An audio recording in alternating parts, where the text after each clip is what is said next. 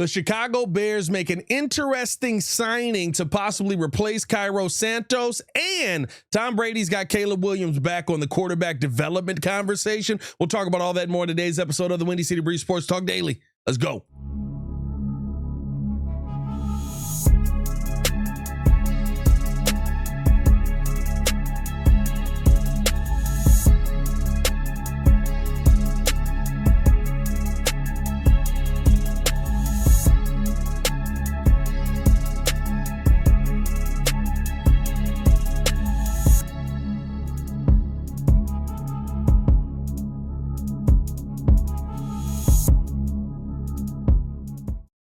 Now, if you are new to the channel, please hit that like button. Please subscribe to the page. We do talk Chicago sports daily on this channel. It's the only channel talk Chicago sports, how Chicago talks. So make sure that you stay in tune with us, man. And if you are always rocking with the channel, you know we keep it Chicago all the time here. Drop a bird down in the comments as well. Listen, Bears go out and make an interesting signing here. They signed Jake Moody just a week after the Chicago Bears finished the game by not having enough leg from Cairo Santos and him being able to kick it out of the end zone. And I think a lot of people are going to take this and say, there it is. There's your replacement. That's your Cairo replacement that you just signed to the practice squad. And I just don't know if that's truly the case as of yet. Now, what I mean by that is, to me, when you're looking at Jake Moody and him coming in, still a young kicker. He's only been in the league, I think, 3 seasons to this point. And he was just released by the San Francisco 49ers after being in a game where he missed yet again a couple of kicks that could have put them up a little bit more and maybe put the game away a little bit quicker than how it ended up going down. But this is an interesting situation to me because with him being released, the reason he was released was because of basically him missing kicks, him missing 50-plus yard kicks. And then coming into this season, he ended up missing, I believe it was between 39 to 30, so in that range. And those are points that you're taking off of the board. So we're talking about the Cairo Santos situation because of him not having enough leg and him not being able to go out there and kick the ball out of the end zone and him missing a 50-yard field goal. But that's exactly what Jake Moody did last season. He was 4 for 9 from 50-plus. He was inaccurate yet again. He only made 1 of his 3 kicks on the day. And, you know, I guess if you're trying to work some things out, you work through it, right? Try to figure out, you know, what's kind of causing him to have some issues with his kicking game. And maybe you get a little more leg power on top of that. But I would take accuracy over power all day. It's the reason you didn't keep Jonathan Kim on this team. It's the reason that you kept Cairo Santos on this team. And if you're inaccurate in situations that aren't Soldier Field, just how inaccurate are you going to be here in Soldier Field? What I think this more so is a message to Cairo Santos. Let me know how you guys feel in the comments below. I'll be down there talking with you guys as well. Hit that like button, subscribe to the page, leave a 5-star review. Y'all know what to do. I think this is more of a message to Cairo Santos to say, hey, we are willing to replace you. We are willing to move on from you. We have no problems bringing somebody off the street to put a fire behind you because we saw you kick the 57-yarder. We need you to be on point. And if you miss again, we got your replacement in the building already. I have no time for kickers who aren't making kicks. I think this is more of a turning the heat up under a player a little bit, bringing in some competition, some real competition, somebody that's been an NFL kicker, that's been an NFL starter, that in his rookie year was fairly accurate as far as kicking went.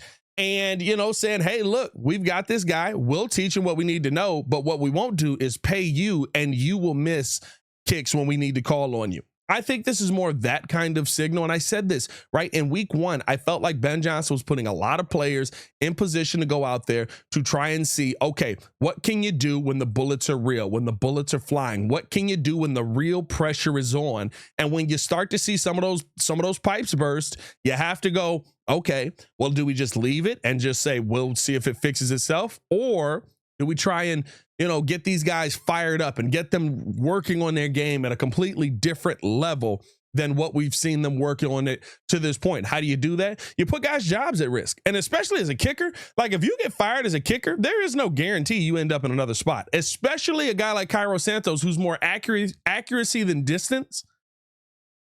Like the distance part of it, we're seeing 60-yard field goals, 50-plus yard field goals knocked in every single day.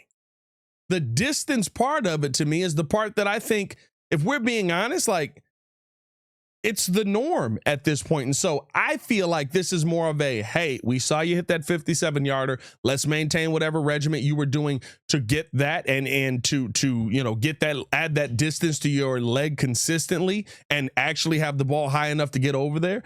And, let's get back to work. I don't think this is a replacing Cairo right now. Now, will they replace him next year? Possibly. I wouldn't be shocked if I saw a Ryan Poles draft pick of a kicker. We've already got a punter. So I wouldn't be surprised by it at all. To me, it's just, you have to continue to keep a fire under guys to keep them on their toes. Otherwise, guys get complacent, man. So let me know, like I said, how you guys feel in the comments below. Hit that like button, subscribe to the page, leave a 5-star review. Y'all know what to do. We're going to take a quick break listening to a word from our sponsors over at DraftKings. And then off of that, I want to talk to you guys about some comments that Tom Brady had on quarterback development and why I find them very, very interesting. We'll talk about all that and more coming up next.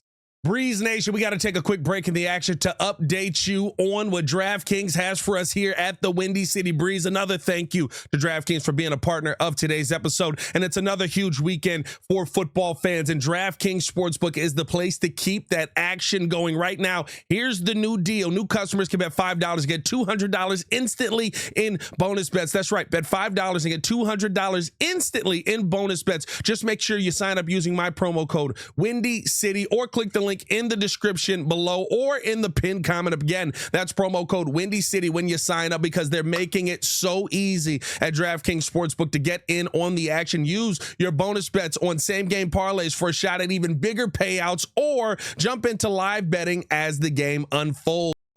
And if sports betting isn't available in your state yet, do not worry. You can still join DraftKings Daily Fantasy Sports. So don't forget, new customers can bet $5 and get $200 back instantly in bonus bets. Sign up today with the promo code Windy City. And again, big thank you to DraftKings for being a partner of today's episode. Now let's get back into the show.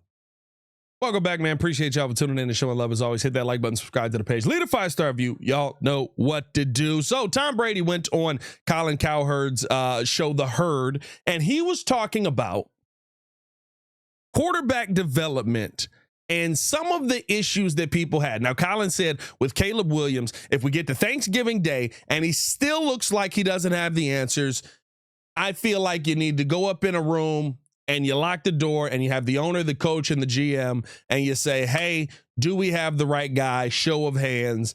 And if they basically don't have the right guy, you move on, right? And he asked Tom Brady, is that too soon? Because he feels like every quarterback should develop at a certain rate if you're drafted at a certain level, right? And I love what Tom said about this. He talked about how, and this is a quote here, he says, there's a lot of people who have no idea what they're doing when they're tasked with coaching a quarterback or calling an offense. Just like we rank quarterbacks 1 through 32, do you rank offensive coordinators 1 through 32? Do you rank quarterback coaches 1 through 32?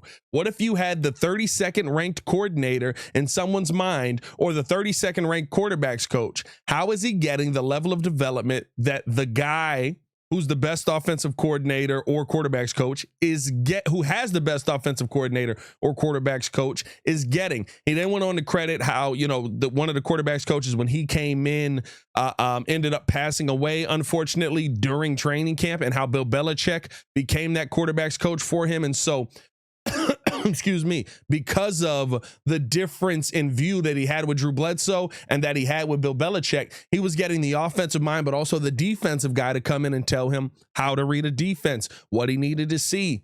And I know that to me, right, there's no way that we're going to call these things excuses anymore, right? the Shane Waldron of it all, the Luke Getsy of it all these things that have been here in the past, the, not working with the guy. If we're ranking offensive coordinators, where does Shane Waldron rank?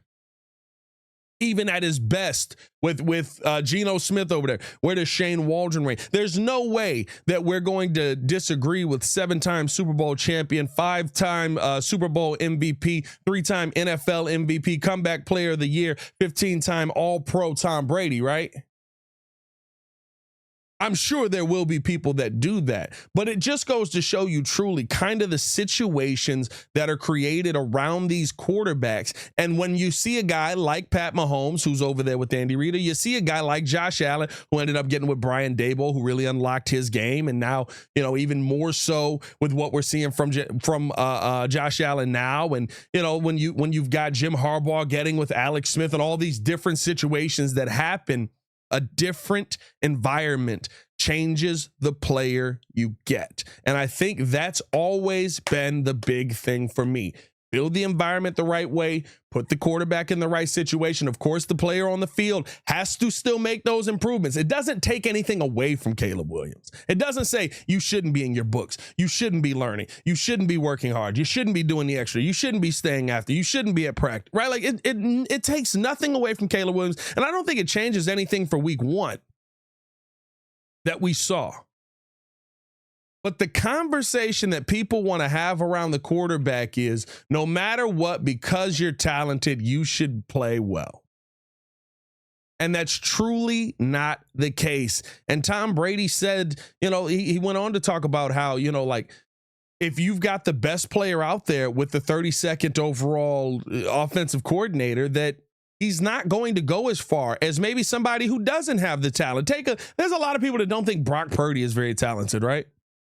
But they think that Kyle Shanahan is a genius and that he's got great offensive pieces around him and how much that has helped his game. There's a lot of people that would sit there and say that Tom Brady wasn't talented. And then you see and he talked about that too. In the draft process, there were people that were like, he was out of shape. He didn't have an arm. He wasn't able to throw the deep ball. He wasn't able to move. He was a statue in the pocket. And if he got hit, he was going down. And then he gets with the right combination of guys, and all of a sudden he's unlocked and he understands the game even better. And he's able to go out there and thrive and dominate and become the greatest quarterback that we have ever seen. And so for people out there that call these things excuses, Shane Waldron is an excuse because Caleb Williams didn't play well, even though he still played pretty well for a rookie. Offensive line is an excuse. Quarterback's coach, excuse. Take it up with the GOAT.